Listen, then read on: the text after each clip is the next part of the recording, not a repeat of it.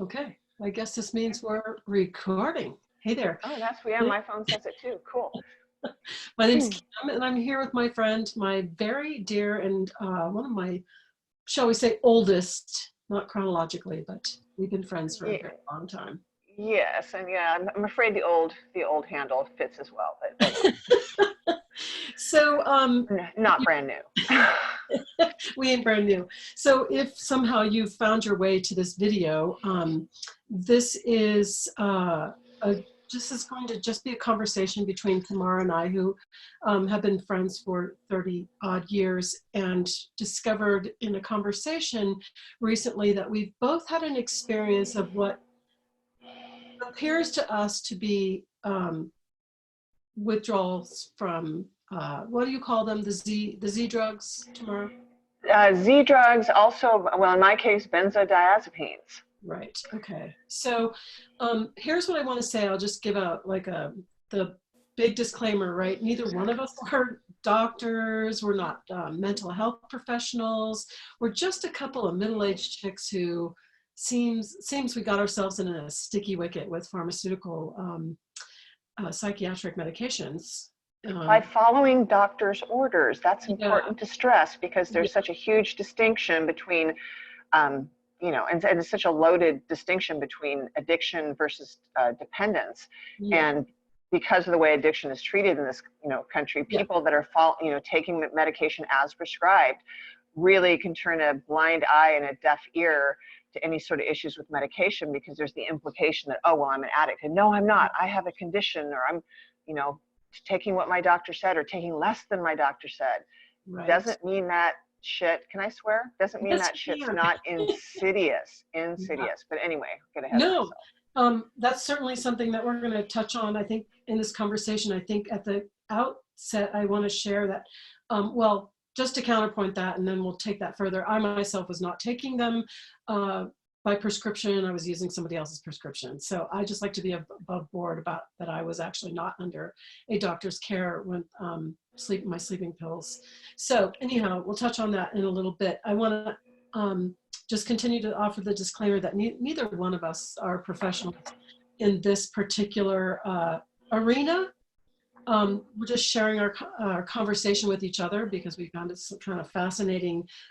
There are some differences and then some really big similarities, especially in with our mental health coming off of these medications.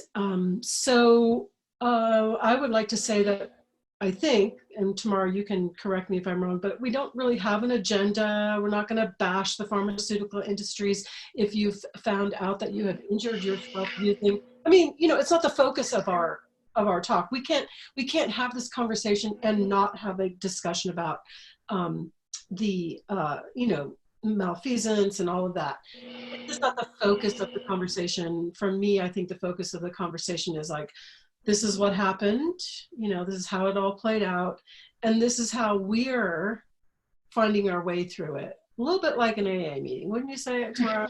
Sure. It's that, here's what happened. So anyhow, I don't have an axe to grind. And I think, as we'll get into, part of that is because part of the recovery from this, consciously for me, and I think Tamara sort of intuitively embraced what I would call neuroplastic retraining in her own recovery from this injury, whereas I sort of faced it more consciously, neuroplastic retraining. And part of that neuroplastic retraining is to not focus, to not grind your axe. It's actually to find things that are soothing to your nervous system, and retraining and pruning neural networks and rebuilding new ones. So that's really what my hope would be for people to take away, is that there is hope, and that in my view, it's a very specific injury. As best I can tell, it's a limbic related injury, and there is definitely limbic retraining available, and I can put links to stuff. I'm not an affiliate. I'm just going to tell like what's worked for me. And So, for me, probably one of the most important things to hold on to, which took how many months into this process of being completely discontinued from the medication, was the understanding and the belief, but it started with just the understanding that despite medical messages from the medical industry to the contrary, the brain does heal. You just have to give it a chance. And the message is very much not that, which is yeah. horrible. Yeah. And I think, again, I'll say, at least for me, and Tamara, you have more experience with the medical, your experience was more MD directed, right? And so my stuff was sort of self-inflicted and Yeah, famous last words. Ask your doctor. right, yeah, yeah. Don't So do that, yes, folks. I just Don't do that. yeah, I guess I want to stay away from like blame, and of course, again, like we can't have the conversation without discussing how you know but the facts are the facts. And so what happened, I had a brain injury as a result of taking pharmaceutical medications, and I should mention that I didn't know that that's what happened to me 3 years ago. I didn't Yeah. I didn't know that. I thought I was withdrawing from alcohol and marijuana. And ironically, I even did on my YouTube channel, I did Oh, I a didn't know you have a YouTube channel. yeah, I mean, it's, Oh, got okay. like 10 videos, all of me crying because feel like I'm falling off the edge of the world, and I did say, oh, I have PAWS. Um, and I literally thought it was from alcohol and marijuana. So I did not put the sleeping pill thing together until a couple of months ago, and not too long before I had our most recent conversation where we were like, wait a minute, wait a minute. Yeah, no kidding, That right? happened to me too. So I'm just going to real quickly give a timeline for me, and then I want to ask you some questions about your experience. But just so that anybody who ends up watching this knows why I'm asking the questions the way I am, and Okay, cool. I just didn't know you had a YouTube channel. Dang. See, oh, for what it's literally, worth, there's I'm nothing to see. totally, what? There's not much to see. Oh, Well, okay. I All mean, right. I do seem to get a little bit of attention because I did a lot of them in my sauna. So, people could see me from here up, and I was all Oh, sweating. Obviously I was naked, and so I did get some funny comments on my, very, hey, look, very, very naked. good choice of venue. Very good. Yeah. Well, people, clicked through. So here's how it all went for me. I was thinking about it before I called you today. I want to say I was probably taking some sleep medication 2 or 3 years on and off before I suddenly withdrew from them. And I wouldn't say I took them I'd go for maybe a week, and then I wouldn't take them for a couple of weeks. And then I was getting to the point where I was taking them more than I was not. And um, so 3 years ago in November, I developed a case, or maybe it was January, somewhere 3+ years ago, developed a case of tinnitus, as they say in Australia.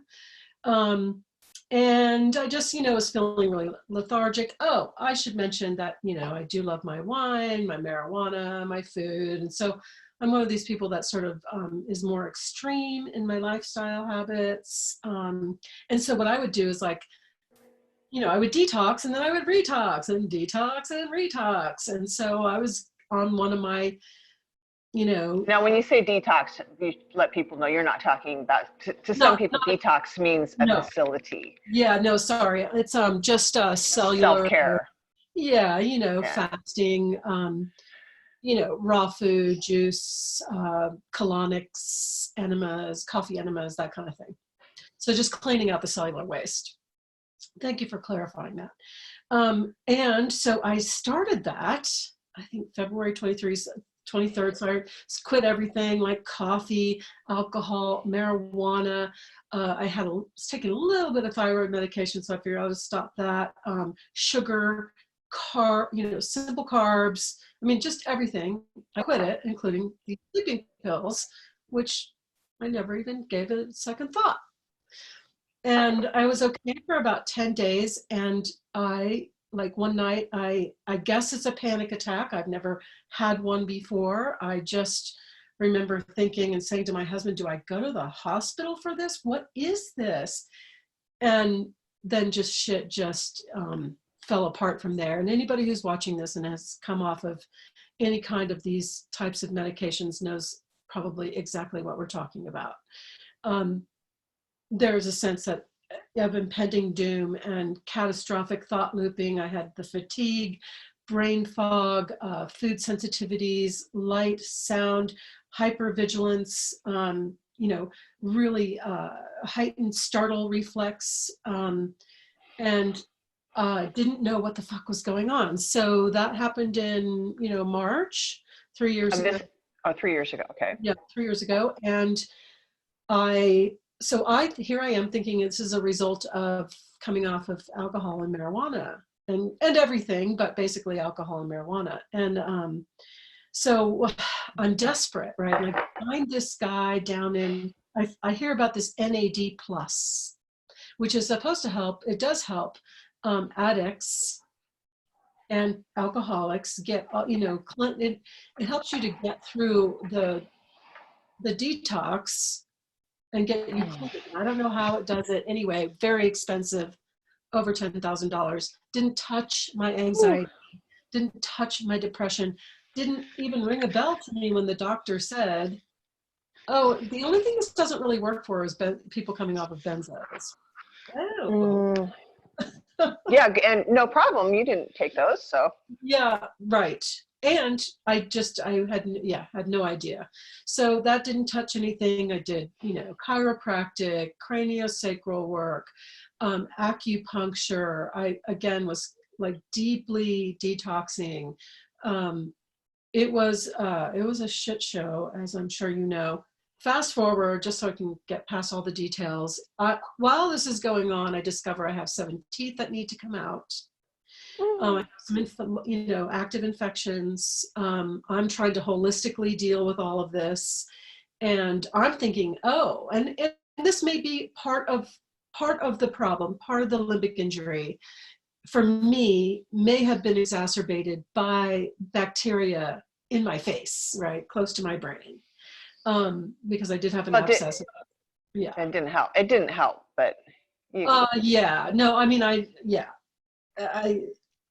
with the limbic injury, it can be a variety of things that, it can be one thing. For one person, it can be like a chemical exposure or just a giant mold exposure. For many people, it's a perfect storm. And I think that's what I had going on with me. And chemical, when we're taking these medications, right, they're chemicals. So it's actually a chemical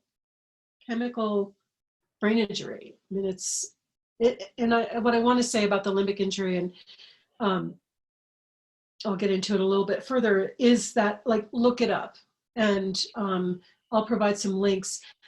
The symptoms, there are so many people that are talking about benzo withdrawal that are having so many of the same symptoms that I see in the limbic injury community. So that's how I put the two together.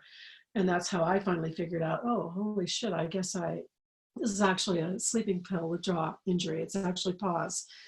Anyhow, so I did not make the connection. I do remember somewhere in the recesses of my mind, I remember thinking about, could the sleeping pills have anything to do with this? And then I shut that down. In some ways, I feel like I'm blessed to have not gotten all involved in the drama surrounding that. I didn't get involved in the anti-benzo. Were you still not taking them now? No, because now, of course, I have the shrieking and the anxiety and everything. So no, I've continued to sort of, I can't remember how long it was before I added them back in. I couldn't tell you how many, no. So essentially no, because I didn't know what was going on. So I have this dental work done, and I somehow managed to figure out that I've got a brain injury. Many of my symptoms match what appears to be an acquired brain injury, specifically this limbic system injury. So I went through neuroplastic retraining with that. And it immediately, I was able to get off. Oh, so of course I went to a doctor. I did get a prescribed medication. I had a doctor prescribe gabapentin for me for the anxiety. Thank God he didn't prescribe Xanax, is all I can say. So I did take gabapentin for about 3 months. And I was able to get off of that within like 2 weeks of starting this neuroplastic retraining program. The anxiety abated, my panic abated, the depression went away, my fatigue, headache, all of that started to abate. And I watched my the people that were in my group. There was a group of us that went through this training together, and I watched as one after another like completely healed their symptoms, and my symptoms weren't all healing. And I'm like, must be me. Something's really fucked up about me. So I did that for about a year, maybe a little bit more. And then I started doing some other type of meditation work that seemed to also help. But again, like listening to these people talking about, oh, I did this meditation for like 3 days and then I had this amazing experience and my cancer's cured, and I'm like still over here going, whoa. Okay, so yeah, and let me ask you, so during this specific period, how often were you taking the Z drugs? Oh, 4 nights out of 7. Okay. Yeah. Okay. Sometimes more, sometimes less. If we were traveling, I would take them if we had to sleep in the same room because he, snores a lot. So more often than not. But then the nights that I wouldn't take them, I would sleep. So I was really just using them as a crutch. Anyhow, so I started doing this other meditation work that has been lovely and beautiful. And part of this experience for me is that it has been part of my spiritual path, I believe. Like this whole thing has really caused me to open up and open my heart to myself and have a lot of compassion and forgiveness for myself. Oh, oopsie. No, I'm gonna put the teapot on again. You're putting the teapot on? Yeah. Okay. Oh, no, I can take you with me, right? Okay. So anyhow, again, I'm seeing these people like having all these successes, and I know this meditation work, it has to do with the autonomic nervous system, of which the limbic system is a part. So in my mind, I'm like, I can't do this because, my autonomic nervous system is messed up, and this isn't going to work for me either. To sort of work through all of that, and there's just been a lot of shit I have had to work through on an emotional level, beliefs and all of that. And then I found, because my one really aggravating symptom that remains is the sound in my head. And so I found a neuroplastic retraining program specific to vertigo and tinnitus. And it's, I'll also link that below. And it's been fantastic. And I'm really, really fortunate that I found it. She just teaches from a real awareness-based mindfulness experience. She's been in it for years and years. She's a vestibular audiologist. And again, I was like, well, all these people are having all these great, successes. And then I heard her do a call on medications. And because, of course, a lot of people with tinnitus, don't sleep well because of sound. And so a lot of people do take sleeping medications. And all of a sudden, it just clicked with me. I'm like, oh, that's the reason why. That's why I'm not making the progress that everybody else is making, because neuroplasticity, it will impede neuroplasticity, these medications will. Yeah. So I basically, like within a week, I stopped taking them, still not making the connection that that's what drove me over the edge, right? Still. So if I had thought that, I wouldn't probably have just taken a week to wean myself off again. I probably would have freaked out and tried to, manage all that. And I believe I haven't, I've had a little bit of anxiety since I came off of them. I want to say I've been off of them for, I don't know, 3 months or something, 2 months, 3 months. I have a little bit of anxiety. but nothing major. I am still self-medicating a bit with wine and weed. That's the next thing to go. Um, uh, and obviously I'm not like super sharp. I can feel my brain like working hard to restabilize itself, and I think that's one of our key messages, is that the brain does heal. I Yes, it I does. think that you've done more like conscious work than I think you have. Um, as far as like, the brain does need like something to do, right? It doesn't learn by subtraction. You have to give it something to do.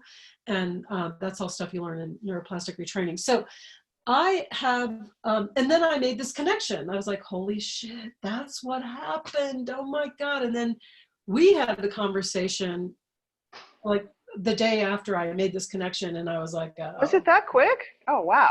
yeah, no, it was, if it wasn't the next day or the day before, it was shortly there before. I'll be damned. And I guess it just made me realize, at first it was comforting to know that, somebody I know understands me, and what I went through. Sadly, I'm sorry that it happened to you. Yeah, So, it's my mind is still boggled actually at this whole situation, and how long it's taken for me to be able to look back on it um, critically and with a clear mindset. I mean, I was just in a fog for so long after discontinuing the medication, such a fog that I didn't realize I was in a fog. So, and that's a little hard. It's hard to articulate it any other way. But once a serious chunk of time has gone by, all of a sudden you can look back at the, at the flailing and the despair, of, because 6 months post any sort of medication, you're supposed to be okay, for Pete's sakes, right? And if you're not, well, then maybe you do have some sort of disorder, or should be in the care of a doctor or something. And had I known what sort of withdrawal I was going through, that I wouldn't have had to deal with that despair. It was all very predictable. right. I wish I had known.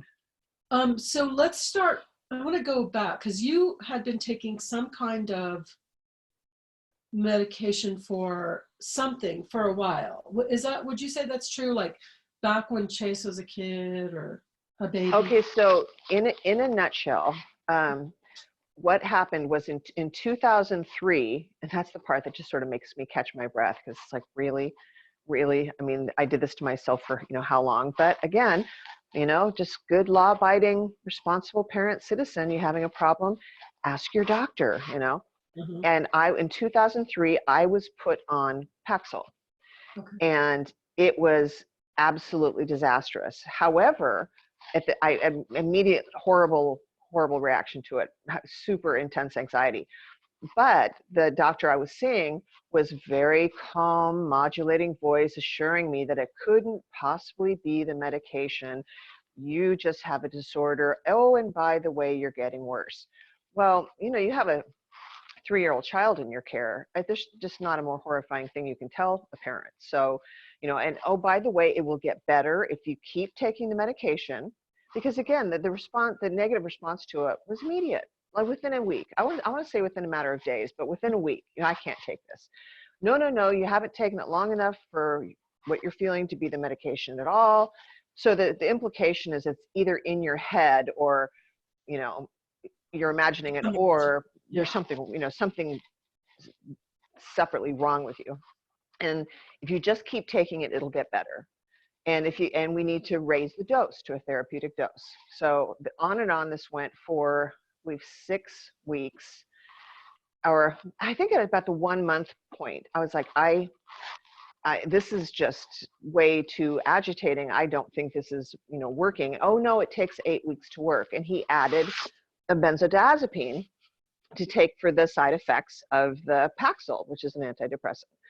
And so I ended up taking that, and okay, we'll discontinue that once you get acclimated to the Paxil.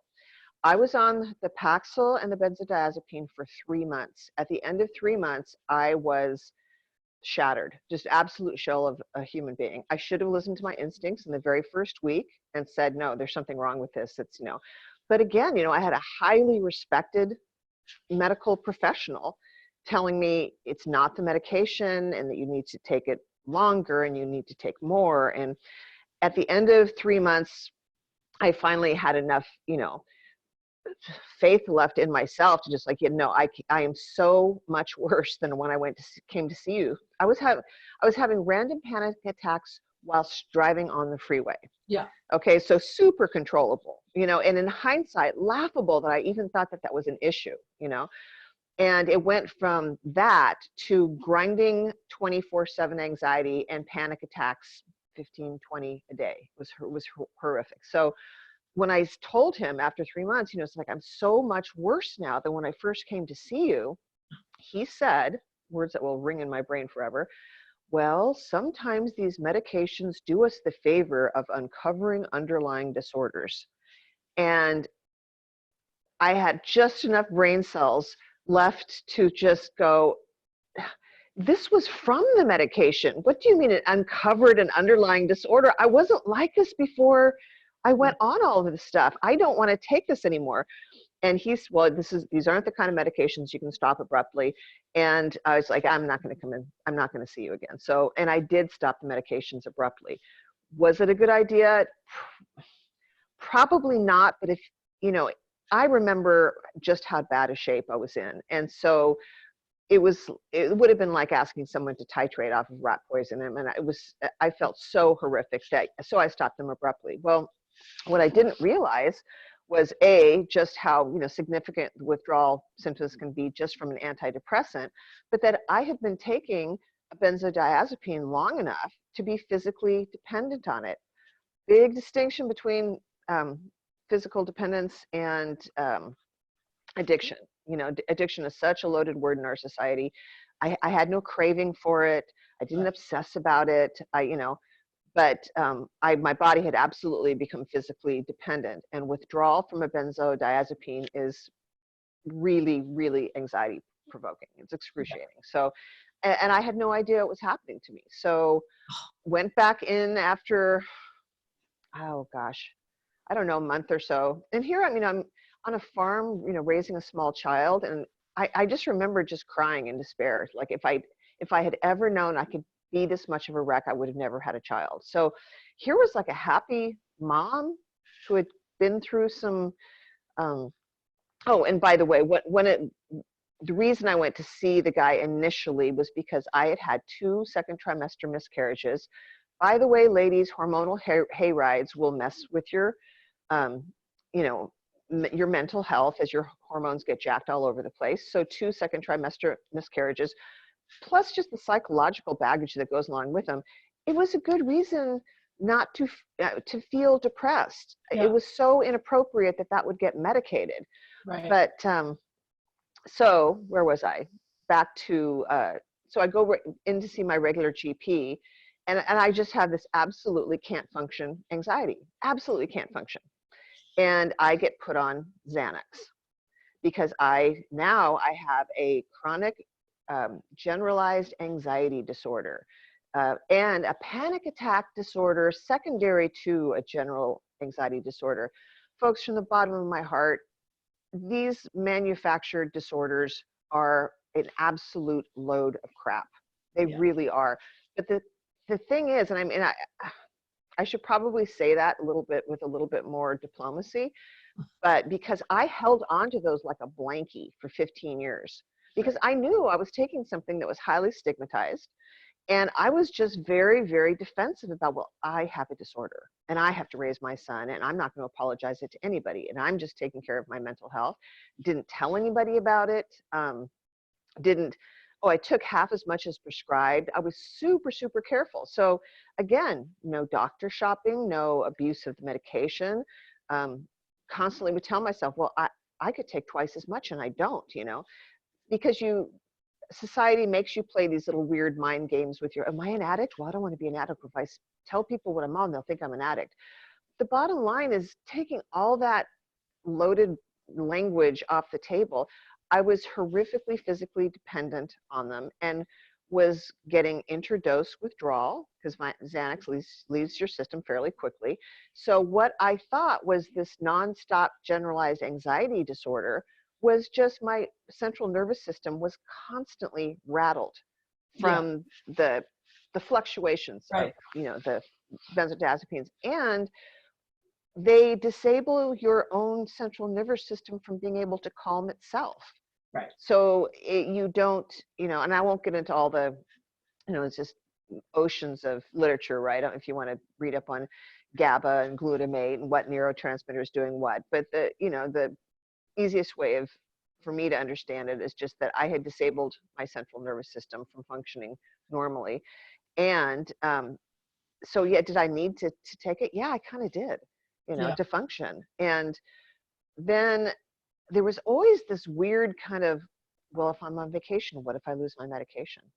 If I lose my doctor? I knew it was a very unpopular drug, what am I going to do? And it's sort of like, I knew on some level, and again, it wasn't like, I knew I was physically dependent on it, but any sort of worrying about it messed with my head because I would just think, well, now I'm thinking like an addict, I'm being paranoid about losing my doctor. And so anyway, I desperately did not want to be on the medication. And so fast forward, oh my God, folks, to 2018. That's a long time. And it's, really all those years, and was I miserable through my son's whole childhood and teen years? No, I wasn't. But I was somebody with a mental health disorder that I was quietly managing. And, now that I'm completely 99.9% recovered, it's kind of hard not to feel a little angry because guess what, folks? I don't have an anxiety disorder. And that defined me for the better part of 2 decades. So it's a damn shame. Yeah, something you said made me want to interrupt, and then I didn't. I think you said it was after you were coming off the 3 months, right? You'd done the first 3 months of like the Paxil. The Paxil and Xanax or whatever it was, yeah. Then you said you were not, I mean, everything after that is just a result of that. Yeah. Right? I did very much. I thought, not that I could ever get anyone to validate it, but I thought that I knew that I'd never been the same after the Paxil, and I thought it had caused permanent damage.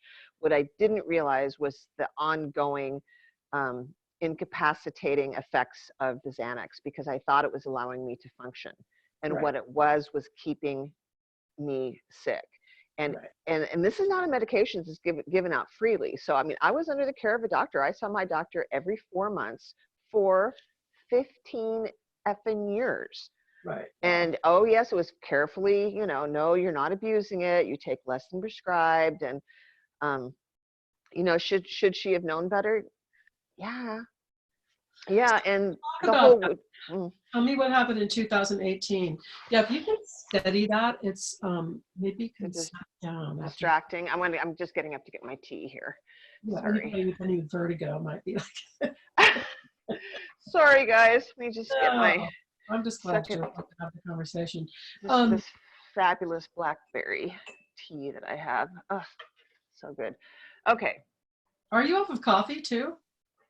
No, but I just drank enough coffee this morning. Now I switched to a nice Rabbit Pantry's black tea with blackberry. It's effing fabulous. And here I am. Okay. All right. So tell what happened in 2018. Give us I want you to tell, if you are willing, about like the conversation with your doctor and Okay, so in 2018, my son had graduated from high school, and I kind of knew that the last, and I don't want to say excuse, but I had raised my son. I had done what I was so panic-stricken I wouldn't be able to do for all of those years. And I had the time and the space to get off of this medication, and I wanted off the medication in a big way. So I went into my doctor. What was the medication at that point? Xanax. That's it. Okay. Yep. And, oh, excuse me. No. Oh, yeah, here's a weird little twist. In 2016, I had started having some peripheral neuropathy in my toes, Oh. which, by the way, can be, a symptom of nerve damage caused by benzodiazepines, but, there's no way to conclusively prove that. Right. And also, my doctor did not like the fact that I was not on an antidepressant, because best practices state that benzodiazepine use to mitigate the side effects of antidepressant are appropriate, but benzos in and of themselves, it's a little sketchier, right? And so I was the only patient she had that was on mono benzodiazepine therapy, and she didn't like it. So because of the experience I'd had in 2003 with Paxil, any mention of antidepressant, and I would just like, no, I would never do that to myself again. Don't even bring it up. I would never, ever take those medications again. So in 2016, she talked me into taking amitriptyline, which is a very old school, not an SSRI. It's a tricyclic antidepressant, which one of the side effects is that it treats peripheral neuropathy, which I had diagnosed by a neurologist, and she wanted me to take it. So it was sort of kill two birds with one stone, according to her. I would be taking an antidepressant with my benzodiazepine like a good little soldier, and I would also be taking something to treat the peripheral neuropathy. Okay, and supposedly it would help with sleep. So that, so 3 years on those two medications. Okay. And the end of 2018, I didn't give that much thought to the amitriptyline, because I really, even to be psychologically okay with taking it, I was just taking it for the numbness in my feet. I wasn't taking it as an antidepressant, even though that's what family of drugs that it's from, and had no great feelings one way or the other about discontinuing it. But I knew I wanted to get off the Xanax. Just the whole baggage and the stigma and the doctor's appointments, and I didn't have any pressure from her, quite the contrary, to come off. We'll just fast forward to the discontinuation. I went in June of 2018, and I said I want to stop taking the benzodiazepine. I want to stop taking the Xanax. And she looked at me and she's like, oh, well, that class of medication is impossible to come off of. And that was like full stop. Impossible to come off of. That's what she said to you. That class of medication is impossible to come off of. So, which belies the fact that they don't know what they're doing. If oops, she that information when she prescribed it to you. Yeah, you would think. So, and I said, well, be that as it may, I'm fairly clear that this is what I'm going to do. And she got almost testy about it. And she said, well, do you want to end up being housebound? And I was like, it was weird. It was, she was not happy with me at all. It's like, no, I don't want to be housebound. But I do want to come off the medication, and that's what I'm going to do. So I had also looked into how to do it, by the way, because I had been, I left out an important part here. I had decided to take myself off the medication earlier. I wasn't even going to tell her, in part as sort of a security blanket in case it went really poorly, then I could just resume it and not even have to have the dialogue, because the dialogue's always stressed me out. So let's face it, everything stressed me out. And so I just wanted to quietly, privately discontinue the medication. And I cut down by 50% without too much trouble. And then the next time I went to next time I went to drop down from taking 0.5 milligrams 3 times a day, which some people would that be a lot. Some people that's would be considered it isn't a ridiculously high dose. But I went to drop from 0.5 milligrams 3 times a day to 0.5 milligrams twice a day. Yeah. And I couldn't do it. Wow. It made me dysfunctional. I mean, I was working, so I had people in my care, and could I gut it out and stick with 0.5? But I was in really, really uncomfortable withdrawal constantly, and it was just like, yeah, I can't do this. This is horrible. And so I went back up to 0.53 times a day. Now, here's the interesting thing about benzodiazepine withdrawal. Going back up to 0.53 times a day, I wasn't the same as when I was stable at that level. The anxiety and the withdrawal stayed. Right. And that's what really made me like, okay, I need to involve my doctor in this, and screw this medication. This is horrific. I want off this stuff.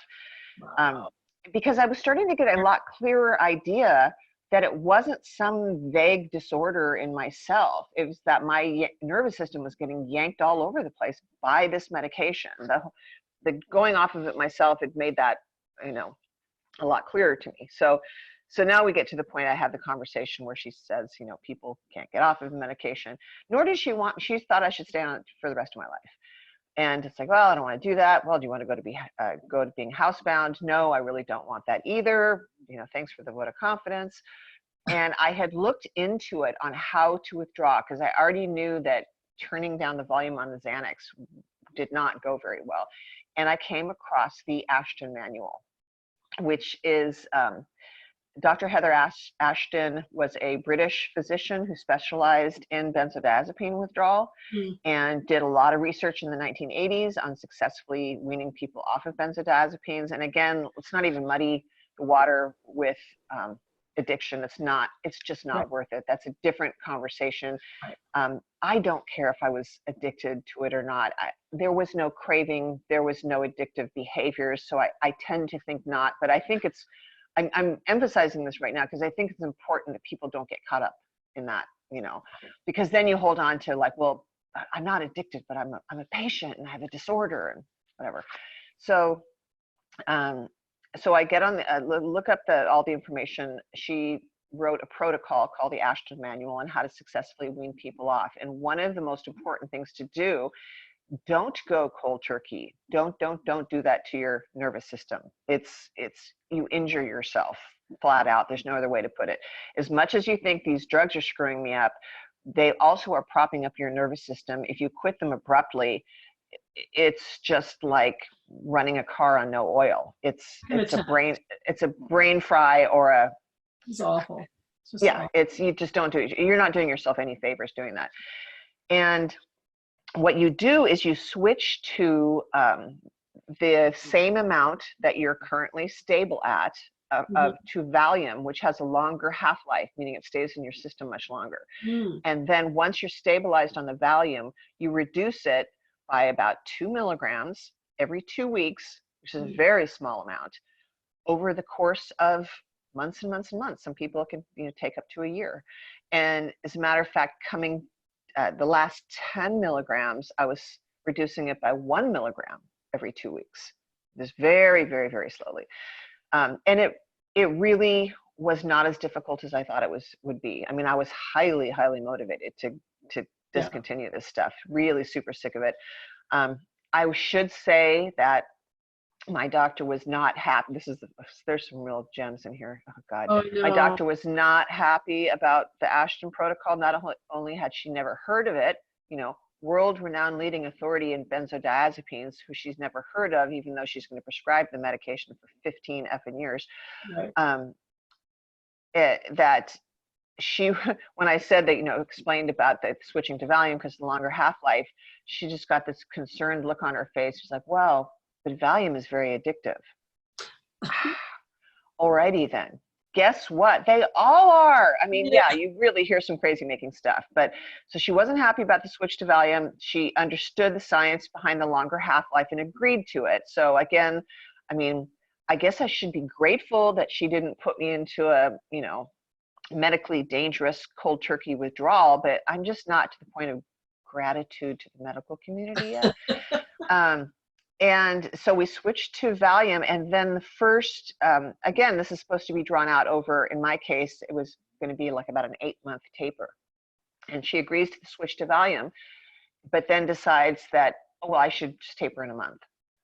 And I absolutely fell apart in tears in her office. Like, why? When she first, because she wrote me the prescription, and then I left the office and got home and looked at it and was just like, I don't understand. We talked about this. What in the hell is this? And I went back in 2 days later. Absolutely. And again, another billable $180 appointment, like, Right. why did you do this? Well, I just don't think you need to drag it on that long. It's like, I am following a specialist's, world-renowned specialist protocol here. The whole point is to avoid protracted acute withdrawal syndrome. And I intend to avoid that. So don't do this to me. If we were going to do it, really harshly and fast, there was no point to switch to the Valium at all. So don't do this to me. So sort of with much sighing and eye rolling, she, rewrote the prescriptions for the slower titration. And what I find, it's hard enough to interject some sarcasm here, but yes, with a lot of education and hand holding and reassurance, I was able to walk my doctor through the titration process. That's backwards, folks. It's really backwards. Because she needed a lot of reassurance and a lot of information. Okay. Yeah. That again, it was fairly uneventful, and it went better than I thought it would. And I discontinued it at the end of February of 2019. And for about a month, I was busy patting myself on the back going, no, ta-da, that wasn't so bad. What I didn't realize is that protracted acute withdrawal syndrome is not as easy to dodge as you might think. And interestingly enough, it tends to hit after you've completely discontinued the medication. I don't understand the dynamics about it, but the Valium isn't in your system, it didn't make any sense to me because, again, the last month or so, maybe even a couple months, I was on such a ridiculously low amount. And then I'd been on nothing at all for a month. Yeah. I just kept thinking, well, it can't be withdrawal. I dodged that protracted acute withdrawal syndrome. It can't be withdrawal. It's been too long. Well, no, that's not how it works. Yes, as a matter of fact, your nervous system is completely dysregulated. Right. Your body is not producing GABA. It's producing high amounts of glutamate. Your anxiety is off the chart. And what kicked in with me, which is super, super common, was absolutely excruciating and debilitating and mind-boggling insomnia. Didn't sleep for days and days at a time. When I could finally sleep, it was 2 hours. So it was a constant state of being absolutely exhausted, but agitated and wired at the same time. It's an excruciating combination. Awful. And that went on for April, May, June, July. And it ramped up. That's what's weird. It started, so I discontinued at the end of February. I had a month of just like, no, wasn't so bad. And then the insomnia kicked in and started getting worse and worse and worse. And by July, it was like a bomb went off and I just stopped sleeping.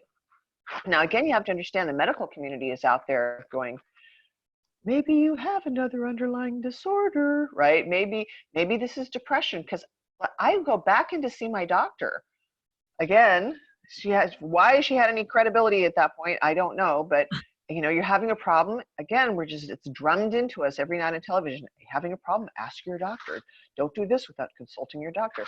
I went back in, I said, I'm losing my ability to function. I can't sleep. And do you think it has something to do with withdrawing from the medication? Oh, no, absolutely impossible. No, absolutely impossible. Obviously, as if this person knew anything whatsoever about the class of medication that she had prescribed for 15 years. Couldn't possibly be that. It's depression. Yeah, well, not taking an antidepressant on top of all of these. So first she gave me a medication that adjusts circadian rhythm that's usually given to blind people. That was an interesting choice. Remeron. And insurance didn't cover it, so it was like $400. Thank you for that. And it didn't work in the slightest. In hindsight, there was no reason it would have worked, but let's just keep writing prescriptions and get the next patient in here.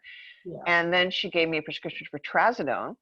Also didn't work because my problem was I had no problem going to sleep, but I couldn't stay asleep for more than an hour or two. And then would wake up completely wired, but sick with exhaustion, just absolutely sick with exhaustion. So the trazodone, it knocks you out, but that same horrible wake-up call after 2 hours, but then I was medicated on top of it. So it added this sick God. medication level on top of the incredible exhaustion. So I couldn't take the trazodone. Mm. Go back into her. Oh, then she wants to do a sleep apnea study, but we'd already done a home study. So now she wanted me to do an in-hospital study that was going to cost several $1,000s because perhaps I was having some strange, can only be diagnosed in a hospital type of not obstructive apnea, centralized apnea. Are you sure it's not the withdrawal from the benzodiazepines, doctor? No, no, no, no. It must be this vague. We've never heard of problem that can be only diagnosed by a sleep study doctor. And then ultimately, because I was going to be traveling to see family on Thanksgiving, she gave me Ambien and said, try this. And the first night I took the Ambien, I slept for 10 hours.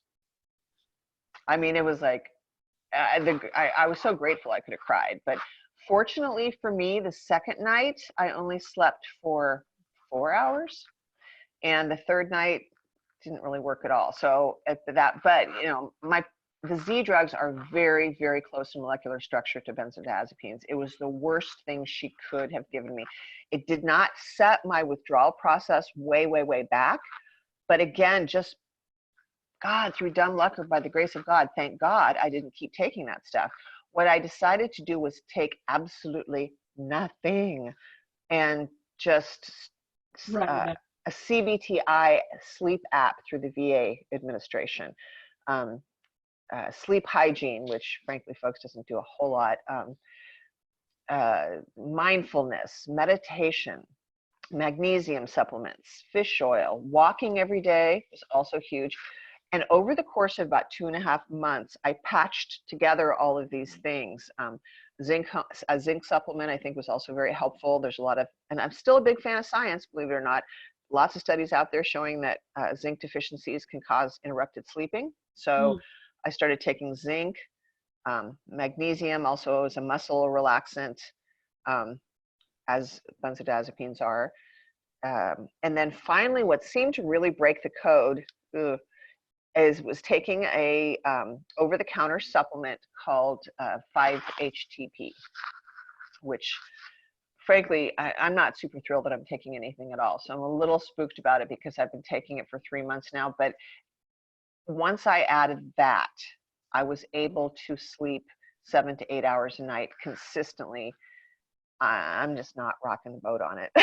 You know, I still wake up. I'm also very, very assiduous about not looking at the clock because you just can't. You know, you absolutely, especially at our rather advanced age, light dosing is fine. It's still refreshing. It's still resting your body. So I don't do this paranoid, is it 4 a.m. again? Oh my God, it's 4 a.m. Oh, I got to go back to sleep. Well, that just guarantees you're not going to go back to sleep. Now I don't look at the clock. I wake up to pee in the middle of the night, virtually always, lay back down, and then just count my breath, do mindfulness exercises, and, you know, put on a mask, you know, sleepy, to block the light. And more often than not, I will sleep till 7 or 8 o'clock. Nice. And, you know, so I've gone back to sleep. When did I wake up? I don't know. I don't want to know. How long was I awake? You know, probably not that long. But the upshot of it is it's a healthy amount of sleep every night now. Right. And your anxiety is considerably I don't have it. Nice. Well, is it nice? 18 years? I mean, 2003, you know, is when I got treated for panic attacks, which was really, again, you know, just to go back to the very beginning, was probably massive hormone fluctuations from my second trimester miscarriage. Progesterone's going like this in your system and whatever. Just the stress and psychological, you know, loss of going through that. Plus I was working, plus I had a toddler. It wouldn't have been normal to feel okay. What I needed to do was just relax and even out. And instead I got just a massive amount of chemicals dropped on my head. And then everyone's familiar with this term now, but then gaslighted to within an inch of my life. You know, these pills are making me crazy. No, Mrs. Nielsen, they're not. You have an underlying disorder. No, I really didn't. you know, and even all the way up to finding a GP who a lot of people would actually, oh, you should be grateful. And no one wants to, you know, prescribe benzodiazepines. You should feel grateful you found someone that would. Really, it was just, she didn't recognize withdrawal when she saw it, and so she kept me on the same medication for 15 years, and it had an enormous impact. It changed my life. I was not the person I would have been. I didn't have the life I would have had. The level of engagement, there was always this kind of debilitating anxiety disorder in the background that I managed with medications. Well, geez, you know, and just how deeply I identified with that with that diagnosis. I agreed with the medical community. I needed this medication. You know, which really, does that make me look sideways at a whole lot of these quote unquote mental health diagnoses? Yeah, if you remember until 1980, which I think is when the DSM-3 came out, people had issues before that. You know, there was, of course, there was depression. People dealt with anxiety, but there weren't a cornucopia of disorders with all of these pat little drugs that you're supposed to mindlessly, you know, take and don't question your doctor. And here, more importantly, now when you look up medication, which I would never take anything without investigating it up one side and down the other, because folks, from the bottom of my heart, your doctors do not know what these medications do. They don't. They just don't. They'll tell you they do, but they don't. They don't.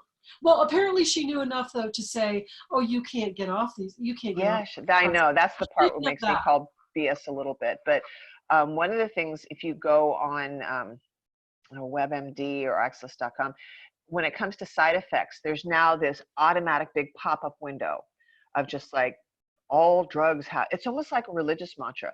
Well, what about the side effects? All drugs have side effects. Right. You know, what are they? Are you familiar with them, doctor? Would you recognize them if you saw them, so you would know whether this medication was inappropriate for me? If something else should come up, is it truly a medical issue? Or are you medicating a side effect that's come up from a previous medication? But it's like the thinking stops at the mantra, all drugs have side effects. Yeah. Yeah, no, we know that whole system is not engineered in our favor. So I think we can pretty much, it's the side effect profiles of a lot of medications are grotesquely discounted. Doctors are supposed to be weighing the risks and the benefits. Yeah. And the risks are understood as all drugs have side effects. Right. Well, which one? Well, and if you look at the average side effect profile, I mean, you see them on the TV every night, right? It's this laundry list of that could apply to everything and anybody, you know. Yeah. Well, I think, again, like if somebody finds their way, if I can manage to figure out how to get this thing off the cloud and upload it to YouTube, and if anybody should watch this, obviously the first thing I would say is, don't take those medications as a first resort or a second resort. Like if you can avoid taking any one of those, the benzos or the Z drugs, as I was taking, I would caution against it. Again, it's not the kind of drug, it's not like and Tamara brought up something last time we were talking about this, and we don't mean to like say, oh, well, these addicts over here are different than us because we were taking, it's not that. It's the facts are that there are two different dynamics at work chemically going on with benzos and with opiates. So it's not that one person is. Worth mentioning. Benzodiazepine withdrawal makes opium withdrawal look like a walk in the park. It lasts for months. It's not a matter of days or weeks of discomfort. It lasts for months and months and months. And doctors are not clear on it. So you'll get not only will you not get support, you'll get anti-support, which is you're overstating it, or it's not really happening, and it is. Yeah. So I guess, if we could catch anybody who even thought they might want to take them and change their mind, that would be excellent. The other person I would be speaking to is the person that has, I guess, certainly recently discovered that they're having withdrawal symptoms, post-acute withdrawal symptoms. And again, Tamara and I approached our recovery differently in some ways, and similarly in that we both, I think you probably did a little bit more research than I did because that's your Not way. until very late into it, though. I Right. mean, I waited till initially just the research into Dr. Heather Ashton and Uh, her and then getting off of the him. yeah. But as far as the recovery goes, I didn't start looking on the internet to figure out could this possibly still be benzodiazepine withdrawal until I was completely off the medication for 7 or 8 months. I just Oh, I because I had a doctor telling me it couldn't possibly be related. Okay, right. I believed her. Right. Okay, so I think, and I know for me, I can only speak for me for sure, that part of, like I said, neuroplastic retraining with this kind of injury is to not go down that rabbit hole. Like I I was approaching my recovery from a very different place, which is to actually not even talk about the symptoms, to not it how it happened actually is not even important in neuroplastic retraining. I could have hit my head and the Yeah, treatment would be the exactly. same. Um, so I guess I would say to somebody who's really suffering from the many different symptoms, and everybody has like their own unique combination of symptoms, that there is absolutely hope. What you're experiencing, in my opinion, and from my experience, is a limbic related injury, and that the limbic system is caught in a traumatic loop, and that there is a way to train out of that. And it's true, it's fair to say that I want to say I stopped taking the pills. It wasn't any later than, it might have been December. So December, January, February. So it's been 2 to 3 months since I stopped taking any sleeping medication. And I mean, it's possible that, I could lose my shit tomorrow. So we don't know for sure. I postulate that because I have been fairly consistent with my meditation practice and some of my other neuroplastic retraining practices, that I have kept I'm building new networks Oh yeah. where people who are not retraining and going through these withdrawal symptoms are not, and they're panicking, and they're all focused on the symptoms, which are exactly the opposite of what you want to do when you're retraining. So I would just, there's, as far as I can tell, and again, I didn't do a lot of research because I'm still protecting my nervous system. So for me to go down that rabbit hole isn't healthy for me. Um, but as far as I can tell, there's nobody that's made a connection. You're not going to go to one of the anti-benzo sites and find, oh yeah, I have a limbic related injury. As far as I can tell, people have not made that connection. I believe that the connection is there, and so it might be something that you want to research further. I also haven't, in the neuroplastic retraining, in the limbic system neuroplastic retraining community, I have heard people mention on some of their boards about the symptoms and how people are coming off of these drugs. So, and actually, no, sorry, that's in more of my meditation community. People coming off of these drugs and using this particular type of meditation to get through it. And the meditation has neuroplastic retraining. Yeah, I would say before anyone, falls for the, well, no one in this world is allowed to be, uncomfortable. So, see your doctor, ask your doctor. Just know that if you are taking antidepressants, I guess it's a different topic. I certainly have my strong opinions about those, but of a benzodiazepine, that you are in effect turning off your oil light on your car. Right. By medicating normal, appropriate life anxiety. Anxiety is there to keep you safe. and to gear you away from things that aren't good for you, or to deal with things that should be dealt with. Right. And if you lay a medication down on that to disable that light, again, the natural calming process will stop functioning in your body, which is excruciating, but you're also not going to learn regular coping techniques. And for, wow, in the medical community, anxiety is not a disorder. Right. It's medicalizing normal human experience, which is really kind of messed up.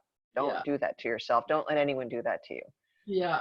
One of the things I learned in my most recent neuroplastic retraining program is, all feelings are welcome. And as soon as I grokked that, like she said it, and I was like, oh, I mean, you mean anxiety is okay? Like, and I just sat with it. And as soon as I started sitting with it and just going, oh, hey, what's up? It comes and it goes. It's not.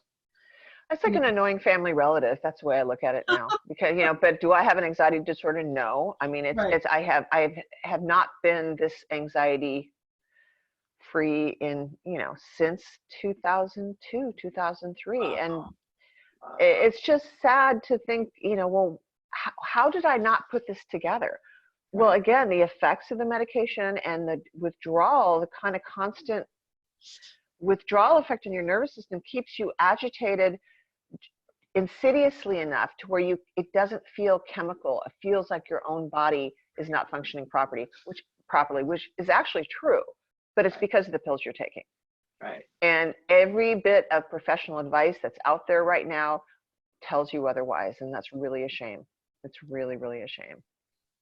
Oh, girl. So, well, let's see here. So, yeah, I mean, I think I've said my piece. I just, if anybody sees this and is in any kind of discomfort over withdrawal, just know that you're not alone. That's for sure. It's worth a shout out to the site, the Benzo Buddies site. Yeah. If they're not necessarily, enough people have been harmed by them to where I guess it's fair to call them an anti-benzo, but that really isn't their purpose. It's really to provide validation to people that are going through withdrawal, because you're not going to get that validation from the medical community, and they give you tips and support and advice. And I actually found them very, very late in the game, but it was really, really comforting, because I thought, well, I'm just a broken human. Right. And then started to read the information on the site. It was just like, oh no, I'm actually very well into the process, thank God. Right. But it's all very predictable, and most importantly, I'm going to continue to get better. People heal. Right. People heal from this. Yeah.